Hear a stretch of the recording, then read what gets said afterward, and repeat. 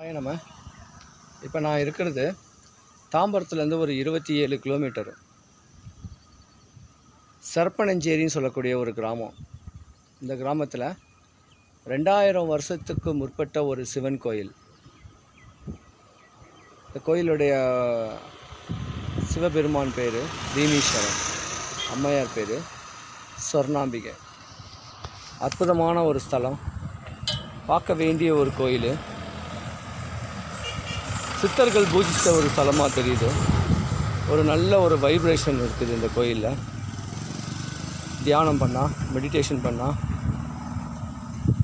அமைதியான ஒரு சூழ்நிலை இருக்கக்கூடிய ஒரு கோயில், பார்க்க வேண்டிய ஒரு கோயில். தாம்பரம் வந்தீங்கன்னா தாம்பரம், படப்பை, சரப்பனஞ்சேரி. சரப்பனஞ்சேரியில் இந்த கோயில் இருக்குது.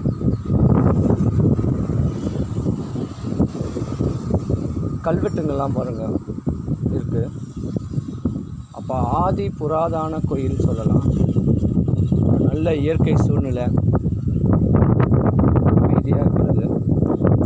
சுற்றியும் வேப்ப மரம், நடக்கிறதுக்கு நல்ல ஒரு அமைப்பாக போட்டு கொடுத்துருக்காங்க. பிரதோஷ காலத்தில் இங்கே ரொம்ப விமர்சையாக நடக்கக்கூடிய ஒரு கோயில்னு சொல்கிறாங்க. வாங்க, டைம் கிடச்சா வந்து பாருங்கள்.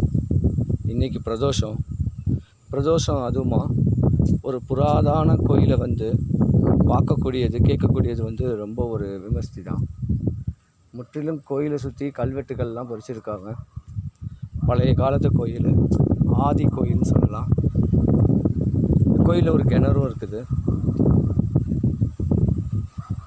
ரெட்டை நஞ்சு இருக்குது. இன்றைக்கி பிரதோஷம். இன்னையோட இந்த கொடிய கொரோனாங்கக்கூடிய நோய் போயிட்டு மக்கள் எல்லாமே நீடூடி வாழ்ந்து, நோயற்ற வாழ்வு, குறைவற்ற செல்வத்தோடு வாழ்ந்து, பல பக்குவங்கள் அடைஞ்சு, இறைவனுடைய அனுகிரகம் கிடச்சி மேலும் மேலும் சிறப்பாக வரணும்னு கேட்குறதுக்காக இந்த பிரதோஷ பூஜை இன்றைக்கி கொஞ்சம் விமர்சையாக நடக்கும். எல்லோரும் அவங்கவுங்க வீட்டில் இன்றைக்கி பிரதோஷ வழிபாடு பண்ணுங்கள். சாயந்தரம் 4:30 to 6 சிவபெருமானை நினச்சி மந்திரங்கள் படிங்க. ஓம் நமச்சிவாய பதிகம் படிங்க. இப்படி படிக்கிறனால இன்றைக்கி தெளிவான ஒரு அமைப்பு கிடைக்கும், எந்த குறையும் வராது.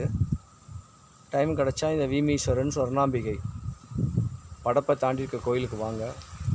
எல்லாரும் எல்லா வளமும் பெற்று நீடூடி வாழணும், எல்லாம் நிறைவாகணும். நினச்ச காரியம் எல்லாருக்கும் சக்ஸஸ் நடக்கணும். சிவாய நம. ஓம் நம சிவாய, ஓம் நம சிவாய, ஓம் நம சிவாய.